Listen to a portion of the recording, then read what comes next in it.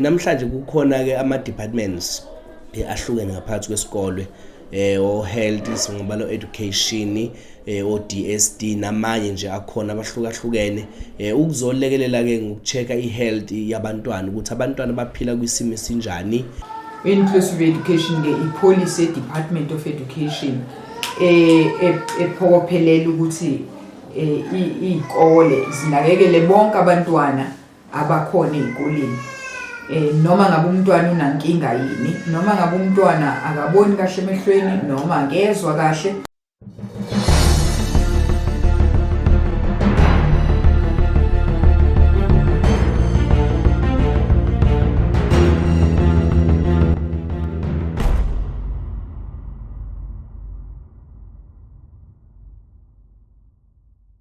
Sinibingelele nonke babukele emakhaya. Igama nguSimangaliso ngwakamtshali uMagalela Gasi njengengonyama uLinda Mkhonto unselenduna uma siyavutshelwa echobeni uKhondlo uGebisa babukeli bethu ke njengoba nazi ke ngalolu hlelo lwethu ezikhiphani eMtshezi sihamba ke siveza wonke umsebenzi omuhle owenzakalayo endaweni yakithi eSkhothe eMtshezi osukwini la namhlanje usuku olubhizi ngendlela emangalisayo njengekhansela lase Ward 9 uMr Madinana ubhizi impela kakhulu manje sesila eMontuza primary school siyabona kunesiphithi isenye nje iprogram eyenziwayo bengizocela nje ukuthi besithathe besibeke Mr Madinana ngiyacela nje ukuthi usithathe eke usibeke ukuthi kahle kahle kwenzakalani la namhlanje ngoba siyabona ngazathi kunane organization ethile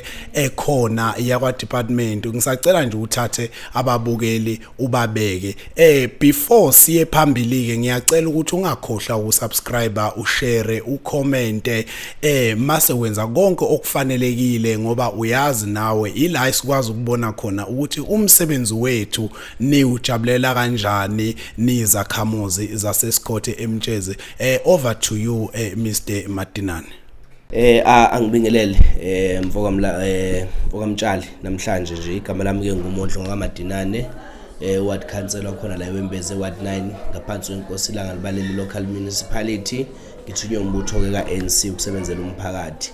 No namhlanje sila esikolweni eMontuza kule program ke ehlelwe ke MIET sike sahlala ke kwi-war room sakhuluma ngayo le program because bayi-introducer sayi-adopter then saxoxisana ke ngayo la khona besilekelela khona ke kukhona nomama uMrs Dlamini okuyena futhi sisebenza naye kakhulu ne-team yakhe asebenza nayo. Namhlanje kukhona ke ama departments ahlukene ngaphakathi kwesikole o health singabalo education o DSD namanye nje akhona abahlukahlukene ukuzolekelela ke ngokuchecka ihealth yabantwana ukuthi abantwana baphila kwisimo esinjani. Lana kubizwe umfundi ngamunye kwabizwa nomzali wakhe ukuze umzali ezokwazi ukusho ibackground yomntwana ukuthi umntwana uzalwe kuphi uzalwe nini uphile nasiphi isifo simqale nini. Siyabuka ke usizo likhona la lukhulu kakhulu. Uyazi ukuthi kulekeleleka ngisho umntwana onenkinga yamehlo sesike sakhuluma nanonesi bathi bazobalekelela abantwana bebathathele izibuko abanenkinga yamehlo abanenkinga yendlebe bazolekelela ukuthi bethole into zabo ezobalekelela endlebeni konke nje okuyisifo esikhona kumntwana bayasho ukuthi bazobalekelela kanjani. Amanye ke amanesi aphethe even imedication bayabanikeza manje abantwana but uma ingekho bayambhalela phansi umzali ukuthi nalo uhlobo lemedication okufanele lisetshenziswe umntwana. Amanye ke ama medication apermanent kumntwana amanye bathe for time being ukuthi umntwana asizakale kulokho asuke ebhekene nakho kuphela but nje sifisa ukubonga kakhulu ngale program yinhle ngoba izolekelela. Le program ke ihlanganiswa ward 8 ward 9 ward 15 no ward 16 ama-ward akhona la ngaphakathi bakhona even no-principal bekole bonke bakhona la ngaphakathi ke ngibabonile nabo sesike sathi ukuxoxa futhi nabo batshengisa ukubonga okukhulu ngale program ike yabakhona futhi la eMontuza bake basilethela futhi enye program la khona kwakuzo engagewa khona nabazali. Namhlanje sesiyawubuka umphumela wakhona muhle kakhulu. Siyafisa ukuthi ke lapha koMama uDlamini basilekelele lama program aqhubeke njalo abe khona ngoba baningi abantwana abagulayo. Angithi umntwana umntwana yena akazazi kahle hle ukuthi uphethwe yini. Yabo nje manje bengikhuluma nomunye umzali uthi yazi bengingazi ukuthi umntwana wami unenkinga engaka yamehlo kodwa sebemcheckile bathola ukuthi amehlo omntwana adamageke kangakanani. So siyabonga kakhulu le program le ekhona namhlanje. Ngiyabonga uMdaka Mtshali. Igama lami nguThuli Dlamini, project coordinator project lena inclusive education project esisebenza nayo ne Department of Education. Section esisebenza nayo Department of Education special needs education service. Ngiqhamuka ke mina ka MIT Africa NGO le based eDurban. Sisebenze iminyaka eminingi ne Department of Education si promoter wona inclusive education. Inclusive education ke policy Department of Education ephokophelela ukuthi izikole zinakekele bonke abantwana abakhona ezikoleni. Noma ngabe umntwana unankinga yini, noma ngabe umntwana akaboni kahle emehlweni noma angezwa kahle, noma uqhamuka ekhaya elihlwempu kutholakala ukuthi banenkinga, umntwana akakwazi ukuthola kahle uniform nezicathulo zesikole, noma ngabe uqhamuka ekhaya elineyinkinga phakathi komndeni, ngoba siyazi ukuthi zonke lezo zinto ziyabahlukumeza abantwana, zonke lezo zinto ziyaphazamisa ekufundeni kwabo. Thina ke njengale project inclusive education sisebenza ne Department of Education sisebenzela ukuthi izikole oqala nje azibamukele labantwana beze ezikoleni, bangathi ayingeke sikuthathe ngoba unalesi dingo noma unalengqinamba. Fanele izikole zonke zibathatha abantwana, futhi zingathi hayi wena angeke sikuthathe fanele uhambe uye special school kwazama ukuhle noma enkanyezi. Cha, izikole zonke manje silwela ukuthi bathatha abantwana. Mase bebathathile abantwana bese beyabasupport abantwana, benze sure ukuthi labo bantwana bayanakekelwa ukuze umntwana angathi mengabe nenkinga bese umntwana azibone nje hluleka yena esikoleni, wazibona umntwana yena elahlekelwa uthando nje lokufunda ngenxa yengqinamba anazo. Ngakho thina siyabakhuthaza othisha ezikoleni ukuthi babhekeni labantwana. Kune policy department ekuthiwa uSIAS. uSIAS uqhuquzela othisha ukuthi baba screen abantwana, ba identify ama barriers noma ingqinamba banazo, babone ukuthi abantwana bayasekelwa, babheke ukuthi bangabasekela kanjani. Namhlanje na ke njengoba sihlangenele lokho singama government departments ahlukene ukubona ukuthi labantwana bayasizakala. Sinala phakathi nje sine Department of Health o school nurse ekuyibona abahlola abantwana, bababheke ukuthi umntwana kahle hle yini inkinga yakhe. Mhlawumbe umntwana unenkinga ngongezwa, mhlawumbe akaboni kahle, omunye akakhulumi kahle, onesi ke bethu bayababheka babona ukuthi umntwana yini ayidingayo.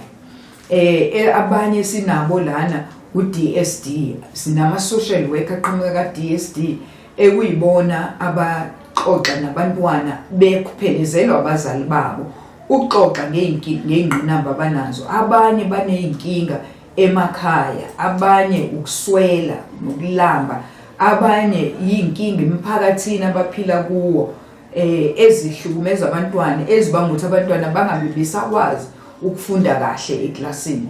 So ke aba social worker ethu aqhamuka kaDSD ahlala phansi alalela inkinga ababhekene nazo,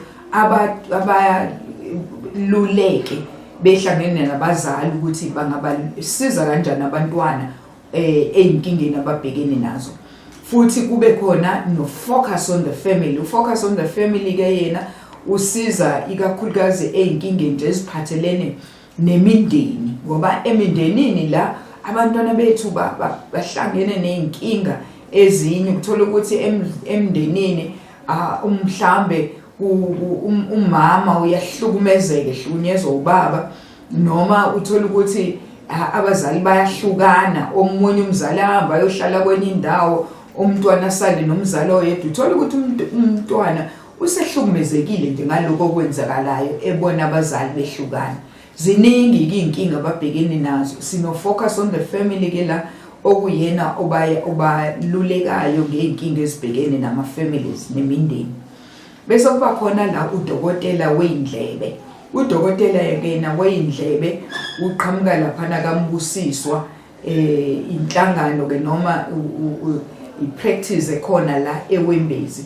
Udokotela Hlongwane obabhekayo kabantwana abanenkinga zokungezwa noma mhlambe inkinga esendlebeni. Uyabahlola ke ababheke abone ukuthi yini kahle hle abayidingayo. Uma ngabe bedinga ukuthi kuqhubeke baye ema-clinic noma bayobona ama-audiologist ke uyabaluleka ke abazali ukuthi benze njalo. Ikonje bapha abanye abakhona sinaye la u-social worker oqhamuka kwa-DOE ku-Department of Education. U-social worker ke naye ubhekene nezingqinamba zabantwana abayaleke abaluleke ukuthi benze njani mayelana nalezo inkinga ababhekene nazo. Cabanga ukuthi labo ke esinabo namhlanje kulomcimbi esinawo la eMuntuza. uMuntuza ke sihlanganele la eMuntuza ngoba siyi-project sisebenza nezikole ezu5 la eWembezi. Sisebenza noSizameleni, uZamindlela, ezamukuthula, sisebenze naye uMuntuza, sisebenze nobani konje ngicabanga ukuthi lezo esisebenza nazo la oyinkanyiso ES5 esisebenza nayo la zonke ke ukuthi mangabe sine training sihlanganele la eNodal School la eMuntuza. Makabe nje kune training sihlanganela la nathi sine office futhi khona la eMuntuza. Ngiyabonga. Siyabonga kakhulu masiyabonga. Ngiyabonga. Ngizoqala ngokuzazisa ke mina nguMrs Ntokozo Sithole. Ngisebenzela umnyango wezemfundo e-district office isection ebizwa ngokuthi uSNES kodwa ke nga special education. Siwumnyango wezemfundo siyasebenzisana no-MIT Africa okuyi-NGO eyaye isisize especially ngezingane zethu ezinama barriers to learning.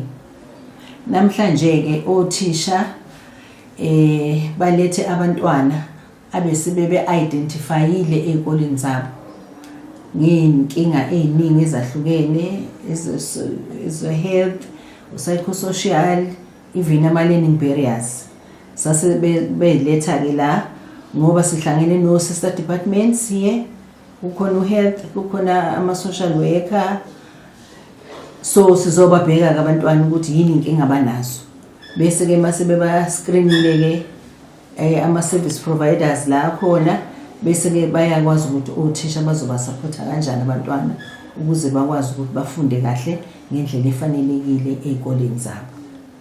So nje konke lokhu ke kungaphansi kokuthi uMIT nokuyasebenzisana naye. Nathi ingakho ke sila namhlanje ukuthi lezi ngane zase Escort Circuit ekuyikolo ezu15 ezingaphansi kwalolu hlelo esinalo no-MIT izona ke lezo ngane ezikhona namhlanje ukuthi sizokwazi ukuthi zizothola usizo kulezi inkinga abhekene nazo. Zize nabazali bazo ke ukuze abazali bayi-understand inkinga yomntwana ukuthi uma kukhona lapho bafanele baqhubekele phambili khona. Mhlambe let's for example umntwana kuthiwa unenkinga yamehlo if ukuthi kufanele umntwana esibhedlela sekumsebenzi womzali ke ukuthi umntwana amqhubekisele phambili lapho ezothola khona usizo olumfaneleyo. Yiloko ke nje ebesikuzelela namhlanje la eMuntuza. Siyabonga. Siyabonga kakhulu.